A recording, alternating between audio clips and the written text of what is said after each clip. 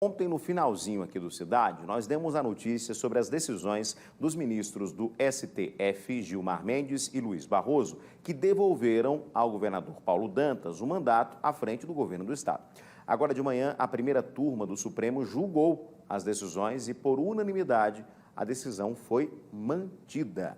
A Beatriz Lacerda está com a gente ao vivo, não é isso, Bia? Lembrando que as decisões de ontem foram, a gente chama de monocrático, ou seja, o próprio, apenas ministro decidiu. E aí depois é analisado no pleno, que aconteceu hoje, e a decisão foi mantida. Então o governador deve ter reassumido já hoje e vai continuar à frente do Estado, inicialmente nesse mandato tampão até dezembro, e caso seja reeleito, continuando a partir do 1º de janeiro. É isso, Bia? É isso mesmo, Edson. A gente fala aqui agora, né, de frente do Palácio do Governo, para explicar melhor essa notícia que chegou de última hora, ontem à noite aqui, né, no final do jornal. A gente já adiantou que Paulo Dantas voltou ao comando do governo do estado de Alagoas por decisão de Luiz Roberto Barroso, através de um habeas corpus.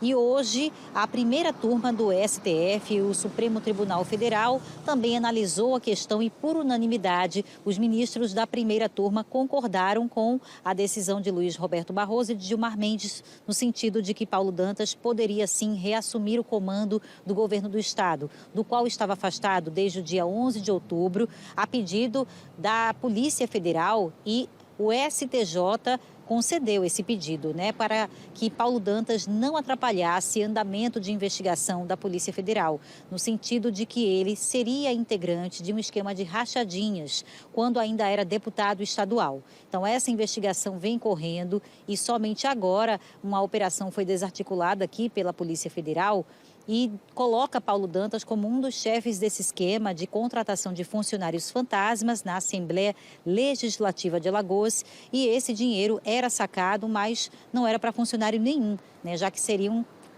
trabalhadores laranjas. E Paulo Dantas teria, dessa maneira, desviado um valor aproximado de 54 milhões de reais, junto com outras pessoas participantes do esquema. Isso é o que diz a Polícia Federal. Só que, a pedido também da própria defesa do Paulo Dantas, dessa vez o STF analisou a questão e decidiu que ele poderia sim voltar ao comando do governo do estado. E vem aqui a justificativa que eu vou ler para vocês agora. O ministro Gilmar Mendes, ele considerou na decisão que votou a favor de Paulo Dantas que o Código Eleitoral, ele proíbe medidas cautelares contra candidatos a cargos majoritários como governadores desde 15 dias antes do primeiro turno até 48 horas depois do segundo turno. Então, segundo Gilmar Mendes, é proibido pelo Código Eleitoral esse tipo de afastamento de candidatos a cargos majoritários nesse período aproximado da eleição. Isso não poderia ter acontecido agora, por isso Paulo Dantas voltou ao comando do governo do estado. E o Barroso considerou que há dúvida sobre a competência para o afastamento pelo STJ, que é responsável por analisar casos sobre governadores, uma vez que as suspeitas se referem ao período em que Paulo Dantas era deputado estadual.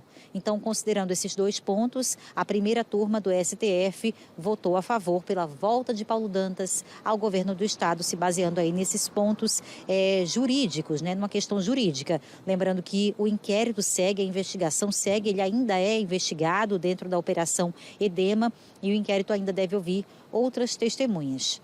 Eu volto com você.